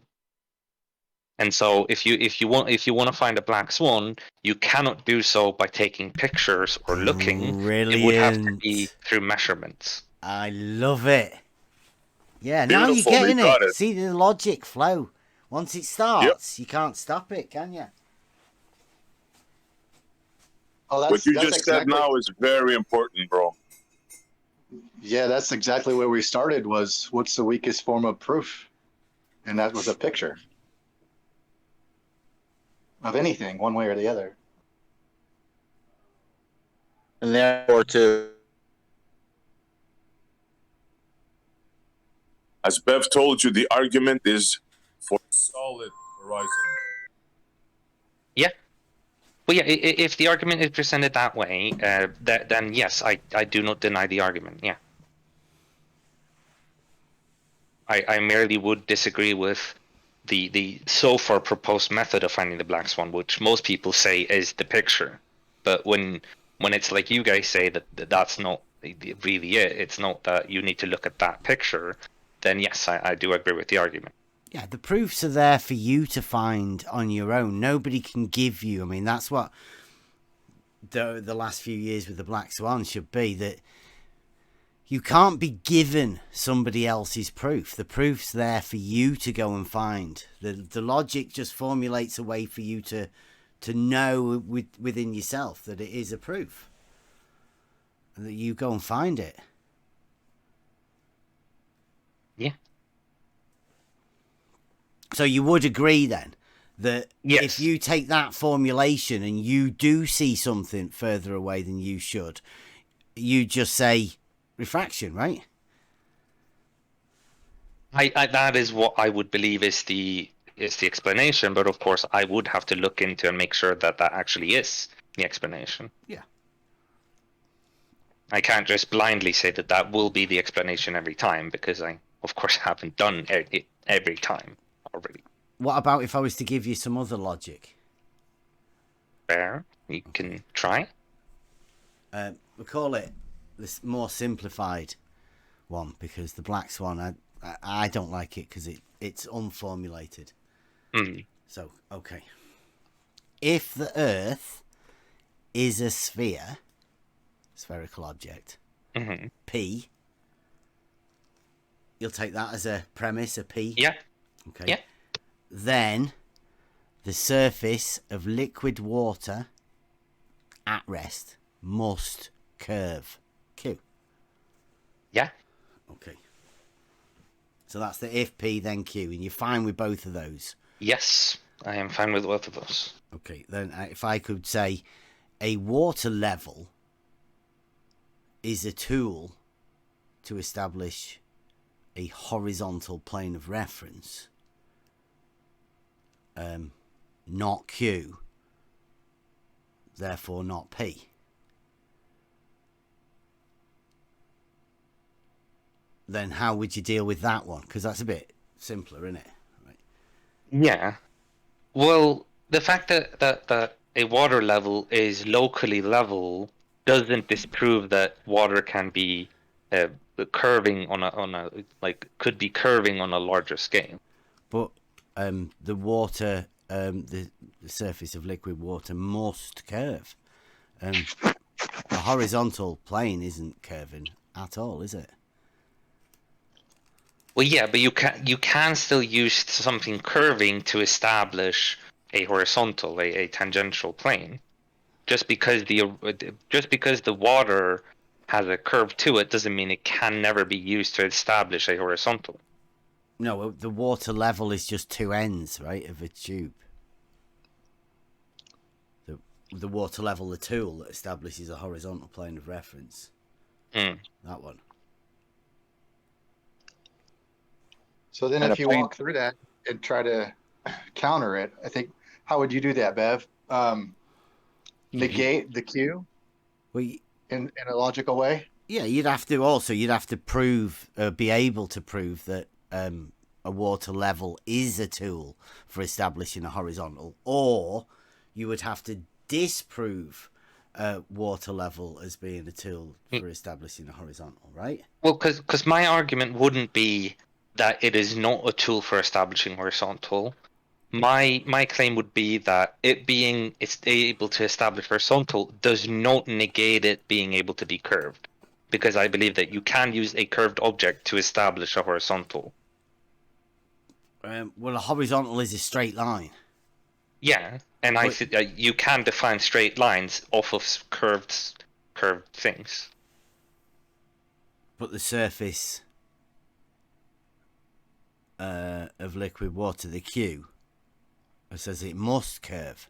Well, if a horizontal can't curve, right? It's the difference between the two. If one it says it must, and the other one is a straight plane, then that can't. So, like, well, no. One is talking about the nature of the water surface. The other is talking about establishing a horizontal of the surface. Yeah, the surface of the water. But establishing a horizontal is not the same as establishing the surface geometry. Well, actually, you want me to get it up here? I'll get it up. Yeah, if you...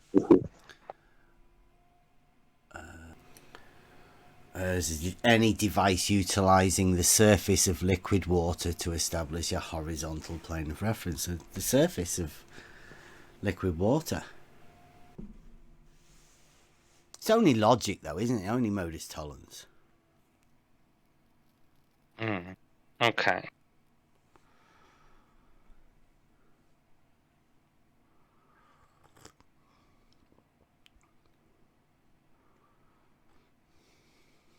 You said before, I was curious, you said before local level. Like, how local do you think level is before it starts not being level?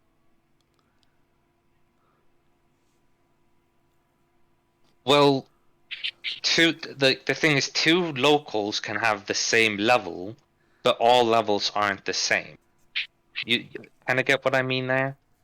So, like... Oh, yeah, I understand that. I heard it before, but what's the distance? What's the distance, like, in your head? Like, how local is local? 200 meters, how local, yeah. How local is local? The thing is, it's more of a, like, depending on what you're using to measure it. Because... Okay, look, you're not answering the question, Gummy. I am about to. So no, don't pressure him. Because the way I would see it is, if you want to see a 1 degree deviation of... what do you mean, oh my god? Let him finish, Travis.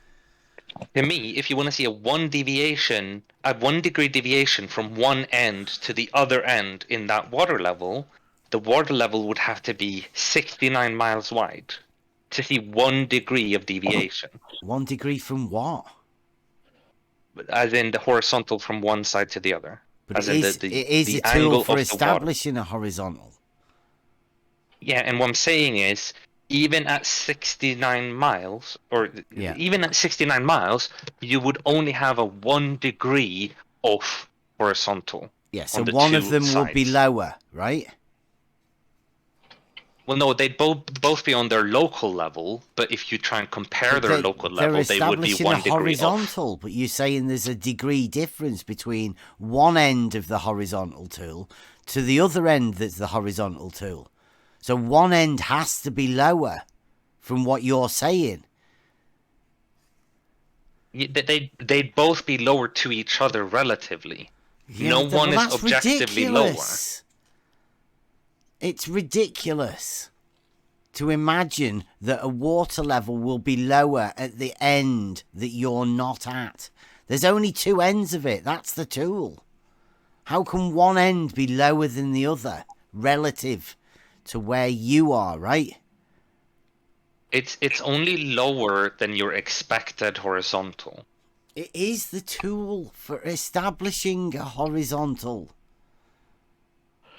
Yes, and I agree on that, but what I'm also saying is that the degree of error on this would be to the level of 1 degree if you make it 69 miles wide.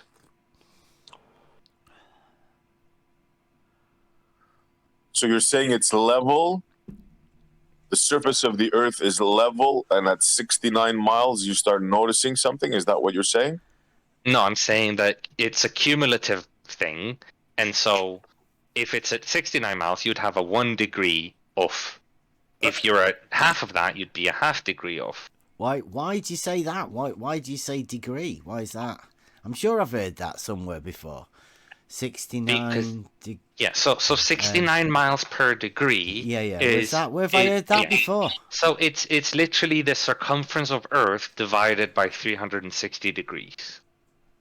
And that is also how much like a star's position will change in the sky. That's where you probably have heard it. 69 miles per degree of difference in the elevation of the star, in the angle of the elevation of the star. And that all has to do with the circumference of Earth divided by 360 degrees. And you'll get 69 miles per degree. That's where that number comes from. Right. Okie dokie. I don't think we've answered the question, though, again, what local level is. Because you took us out 69 miles and then cut it in half and said half a degree. But there still has to be a point before that half of a degree where there is deviation from level. So so taking us out 69 miles is taking us out 69 miles too far. Well, it is constantly starting to deviate from level, but it does so at such a small rate. It's like I said, it is very close to horizontal for most distances. It says it is horizontal. And I would say that for the short distances that you use that on, you can say it is, because the difference would be negligible in any sense of the word. What do you mean negligible? What's that mean? In that during that distance, then maybe it would only be 0.1 degree. And that is doesn't change anything. What if we don't measure degrees like that? We don't measure things like that in degrees. You know that, right? Well, you measure the inclination of a plane by the degrees. No, you don't. Do you know? What do you measure it by then? The vertical difference between one plane to another. Like one horizontal plane to another. It's the vertical change between the two. That's how you measure the drop. Elevation change. I was pretty sure that the inclination of a plane is always in degrees, but maybe I'm misinformed. Yeah. You don't. You're saying the inclination of a horizontal plane? Or the inclination from a horizontal plane?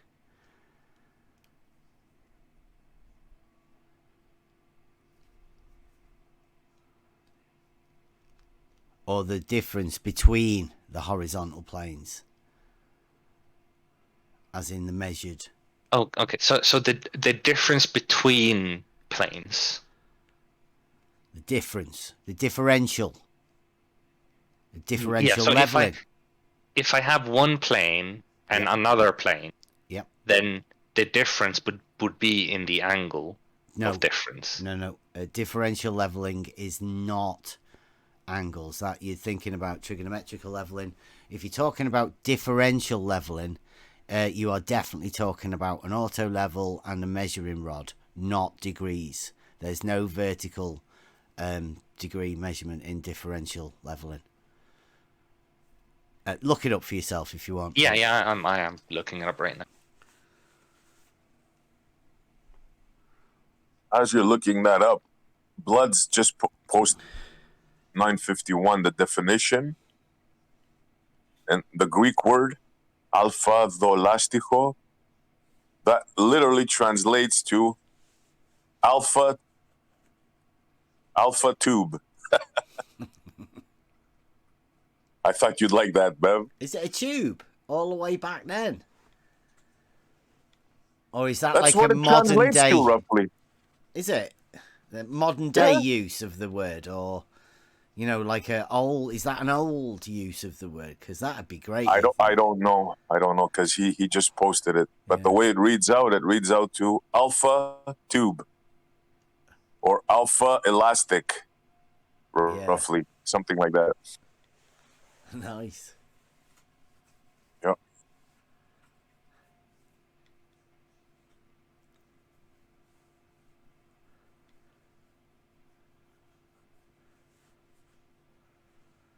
Yeah. See, that local level is what kills them. They have to imagine local level. But there's a problem there because in their model, it starts to curve right at your tippy toes. So we've got a problem there. Yeah, I've got a video coming out with George later today. I think I might put it out later today. Should have put it out yesterday. But the double rodding. Oh, that's going to be good. This is a real paradox for them because they have to start with the mental gymnastics. You know that 1 degree, since Gummy Bear is looking at it, at 1 degree every 69 miles, the first time I heard that was a couple of years ago when I was destroying their horizon at 39.59. Obviously, painfully easy to do. That's when they came up, yeah, but you can't see it. It's only 1 degree every 69 miles. Yeah? Doesn't your model say 3 miles, Bubba?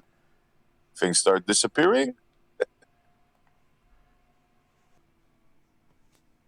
Yeah, it's crazy. They'll be like, oh, none of this can happen on a flat plane. But the area you witness everything happen on is basically a flat plane because the curve is so small. Exactly. For all intents and purposes, it's flat. And you see the sunset in your area, your field of view, that is a flat area. Yeah. Like that. And every locally flat area is locally flat to every other locally flat area. Bro, they rotate the Earth, right? Like, and not just like in its spin, but like to change the orientation, right? So if you take a measurement over here and then you walk over somewhere else, right? It's like the Earth has spun, and that other part you can't even can't rely. Yeah. That place 6 feet away, useless, right? You can't use any information from over there. Everything will be different. The height, no, it'll only be like 5 feet over here. Yeah. What you just said, Ranty told me that word for word. I go, does it rotate? He goes, yeah, you're always on top. Yeah. And that's why the Bob and Alice thing is actually so profound, because if you put, if you draw on a piece of paper Bob and Alice, one of them can only be the one that's at 90 degrees. But in reality, you've got both of them at that exact location from each other. Right? Can you picture that in your head? We've got a nugget. We've got a nugget in the SE Chihuahua on a skateboard in live stream too, showing you exactly. It's called the infinite drop.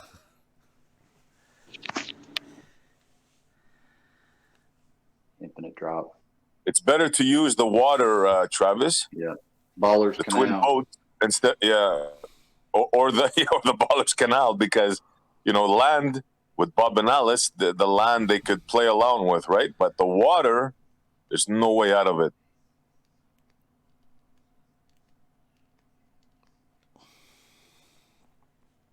So I like going to the original, the twin boat paradox. The hump and the drop.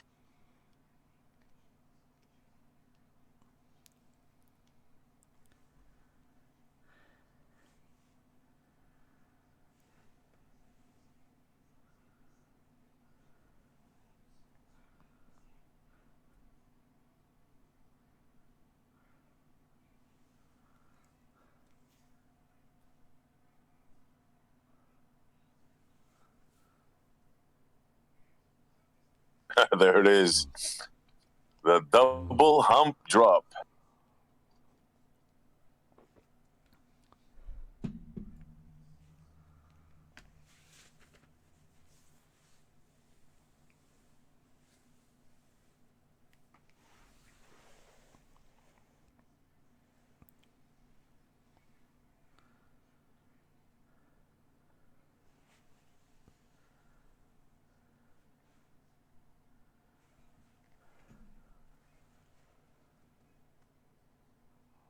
And we have one in crayons for the geometrically challenged.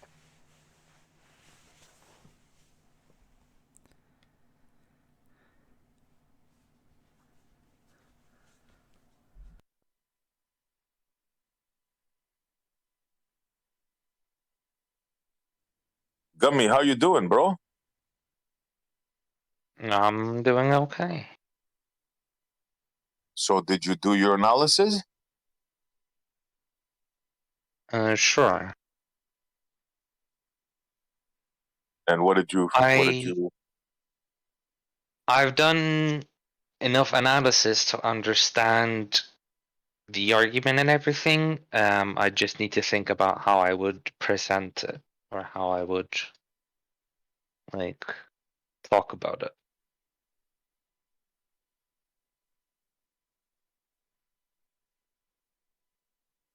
Have you thought about your local level?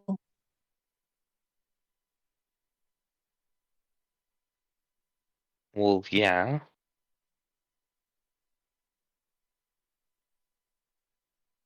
And you're still claiming 69 miles? Mostly No, level? I'm claiming 69 miles per 1 degree. It's a continuous change. And what happens at around 3 miles when you're standing at the beach at your model? At about 3 miles would probably be where the horizon would appear in most scenarios. So not 69 miles. No, because you don't need 1 degree to get a horizon. So you realize that the degree has nothing to do with anything, right? They just came up with that to counteract the 39.59. It just doesn't have that much to do with the horizon. You don't think it's like a vertical angle, do you? That 1 degree. What do you mean by vertical angle? Well, from your position. When you're imagining that angle, you don't think it's an angle from your eye, from the horizontal downwards, do you? No, it's the change in your up versus the up of that location. So are you the drop, or is the horizon the drop? Measured from where? Where's this 1 degree measured from? Where is it measured?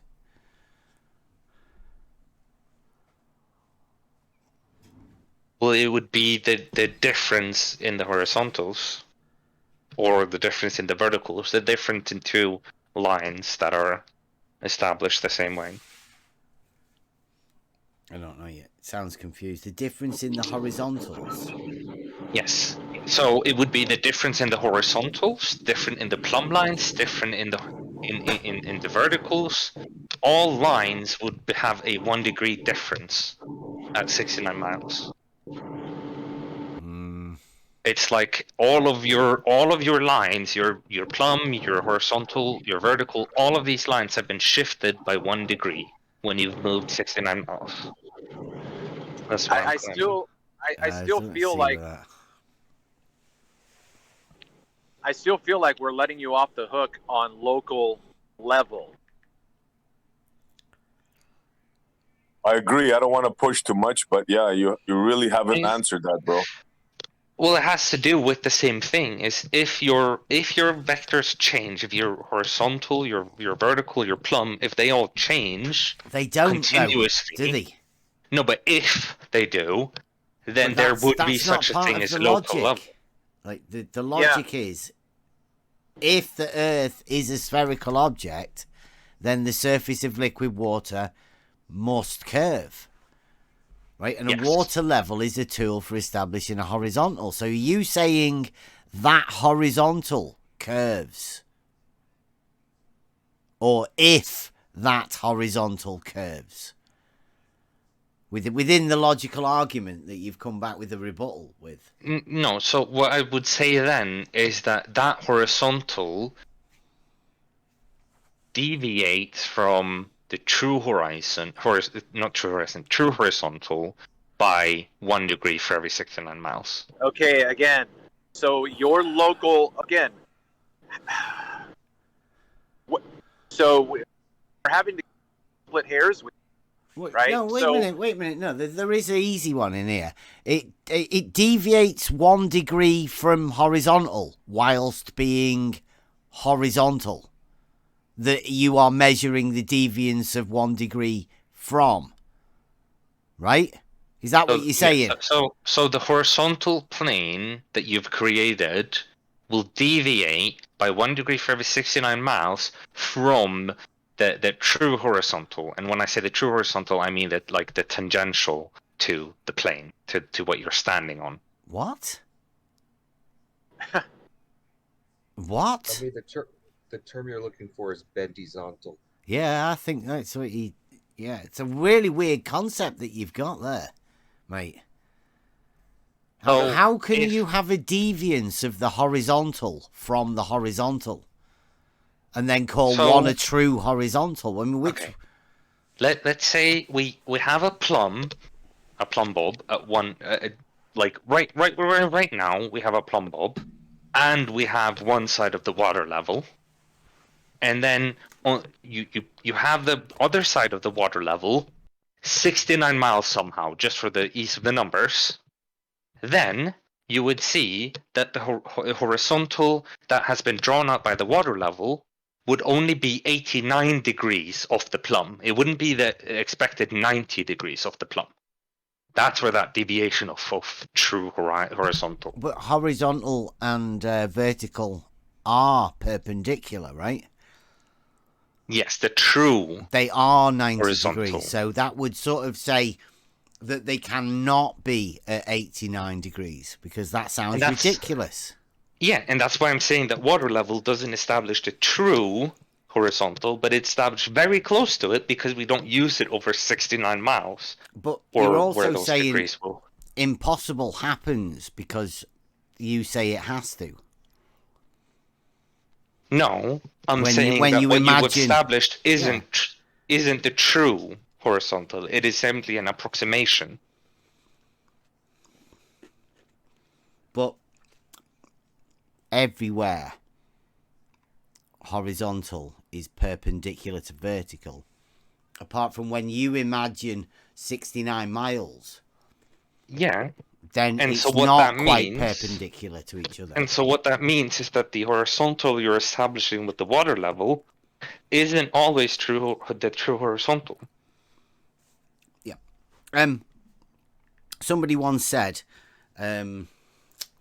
one person's horizontal is another person's vertical. Would you agree or disagree? In a technical abstract sense, yes. Yeah, sounds ridiculous to me. Does it sound ridiculous to you? In most scenarios, yes. But like I said, in an abstract technical sense, yes. But in a useful way, no, really. Could you imagine a horizontal being perpendicular to a horizontal? I can imagine it, yeah. Could you imagine a horizontal being parallel to a horizontal? Yeah, of course I can. Could you imagine a vertical being perpendicular to a vertical? Yeah. They wouldn't meet, really, but yeah. Could you imagine a vertical being parallel to a vertical? Yeah, of course I can. Good imagination. Thank you very much. Only 2 of those are actual reality, right? Can you guess which 2? I'll guess it's number 2 and 4.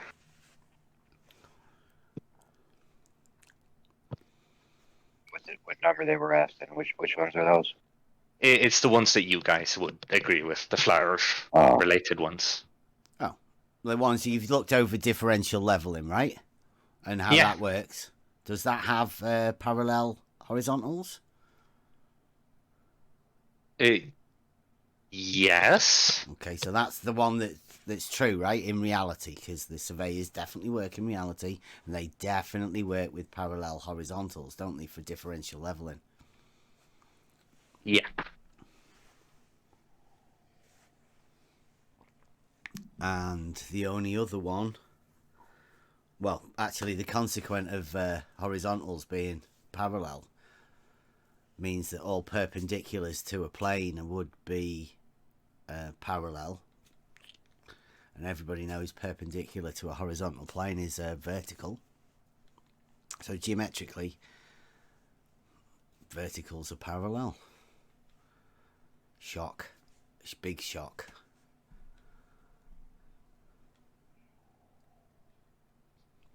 Don't worry though, doesn't make the Earth flat. There'll still be mountains and valleys for you. The thing is, I wouldn't worry. Like, even if the world was flat, doesn't change too much for me. It doesn't make any difference to anyone. Well, the only thing it would mean would be, of course, that a lot of people have been lying. But even then, a lot of people already do lie. Could so they be misguided? Yeah. Yes. But at some point, there has to be someone lying. Like, a lot of people can be misguided, but at some point, someone is not lying. So Could they not have been influenced, right? Against the will, but you know, there are people that use tactics to try and influence people. Yeah, of course. Yeah. So there's all sorts of different reasons why people say whatever they say, right?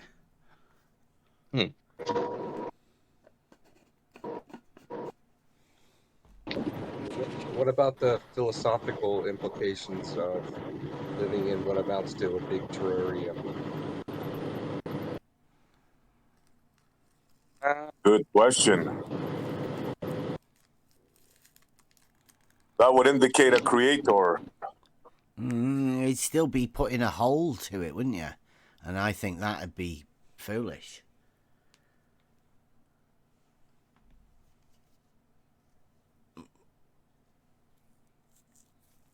But I guess, you know.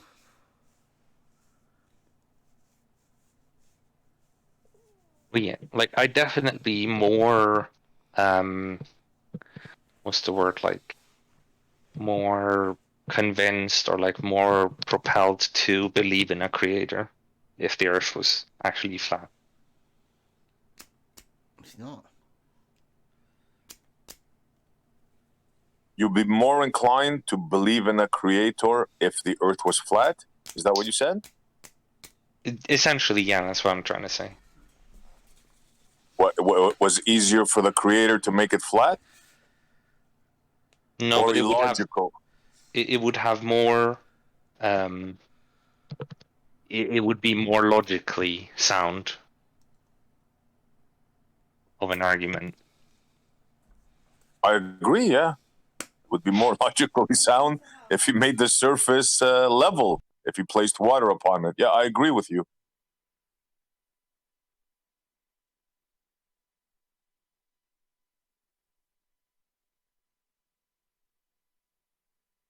It would be kind of illogical for a creator to place water around the sphere, wouldn't you say? Well, he'd be able to do what the heck he wanted, but it would be weird for him to do so. I agree with you 100%. Yep.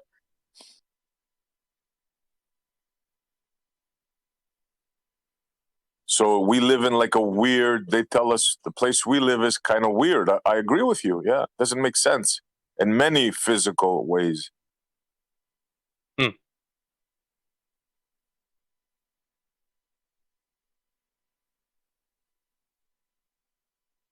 Like if you were the creator, if you had the power to create a realm and put water on it and stuff, what shape would you make it? Most, like, if I had infinite power and I could do whatever I pleased, then probably an infinite plane. Yeah, agree, yeah. It would make logic, right? That's logical, right? Yeah. Knowing the physics we know, the place where we live, that would be logic. Yeah, I agree with you, yeah. I mean, I'm not so sure. We almost have that power when we make video games, right? We sit down at a computer, we can make the video game be anything we want, and I mean, we do both. I mean, that's why we got Minecraft, infinite plane. I'd make it so I could see the entire thing at once just by looking at it. I wouldn't want to have to like manipulate it so I can see the back side of it. That would be annoying. That's true. Yeah, good point. Yeah, like you don't paint a picture on a sphere and turn it around, right? You have it on a flat surface, and yeah, exactly. I've never seen a spherical picture where you'd have to turn it around to see the back end of it. Yeah, right. The hand is absolutely correct. I'd make it so I can see the whole thing at once, see my creation. Well, to be pedantic about it, if you are God, then you wouldn't need to see it, because you wouldn't have to see with your eyes. Well, that's debatable, but yeah. I mean, as a creator, you would be able to see all parts of it without having to have it in your line of vision, so to speak. But, of course, it makes more logical sense for it to be like you say. Yeah, agreed. I see where you're going at, yeah.